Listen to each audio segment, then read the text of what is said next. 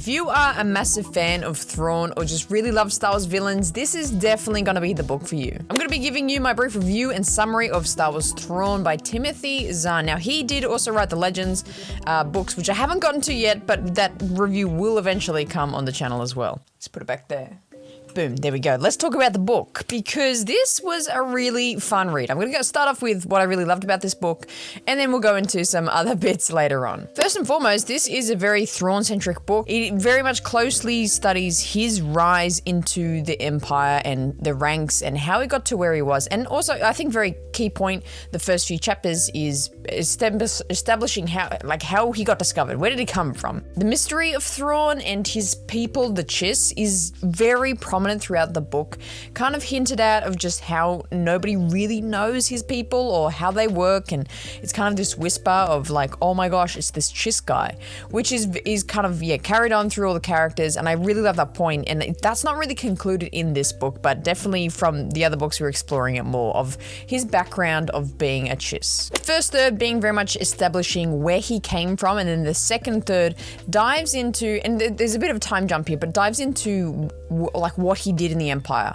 where he started, how he learned, and the kind of interpersonal connections he made there. Notably the name of Eli Vanto, which is kind of his assistant, kind of protege, but kind of was his translator that became like his kind of assistant, which was a really interesting relationship. And I think this was kind of like the heavy point throughout the book, which was a really great way to see how Thrawn dealt with people and spoke to people, and how he learned to deal and speak with people the way he does.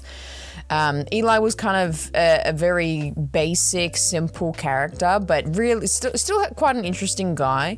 But that relationship really did a lot to show Thrawn's character. The chapters of action in this book is really, really good. There's some great kind of descriptive battles in space and on planets that happen here, and I really, really enjoyed that part of it. There was actually quite a few that happened, and there was this kind of ever-looming antagonist of the Night Swan. The Night Swan? Was that its name?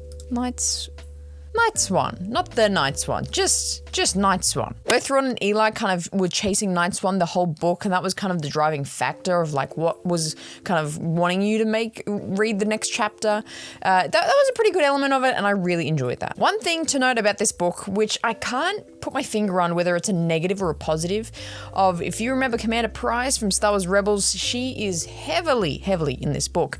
Almost, I could say, a third of the chapters is this side story about her and her journey in the Empire, which is interesting. She's heavily in Rebels. She's kind of a cool character. She's just a part of the ranks at the Empire, but she's not one of the most interesting characters to me. So I didn't really love detracting so much to her story. But by the end, they kind of converge, and Commander Price and Thrawn know each other. So it kind of tells that story. That's kind of why she's so heavily in the book. It tells a story of them coming together and kind of meeting each other and their relationship. As a big Rebellion fan, I've read a lot of books, kind of extra Star Wars media about the Rebellion. So this is honestly one of the first pieces of media that is really heavily Empire-centered that I have really read. And it really is that. There's kind of mention of rebels here and there, and by the end of the book, Thrawn is talking about it. He's like, well, we got to get on those rebels, but it really is so focused on how the Empire is working, what the Emperor's doing, what's Coruscant like, how does that function. It does go into the politics a little bit too, which I really enjoyed, because I love that from like things like Clone Wars, how they dive into the political side of it. This does tap into that as well, especially with Commander Price. By the end of the book, I felt like there could have been a little bit more of a crescendo or something a bit more punchy for the ending, but it still wrapped up all the storylines that were started in the book, and it was still an interesting ending. It just could have been a little bit more punchy for me. Overall, this was a really riveting read. I was finding myself wanting to, if at the end of the day going, I want to read another chapter of Thrawn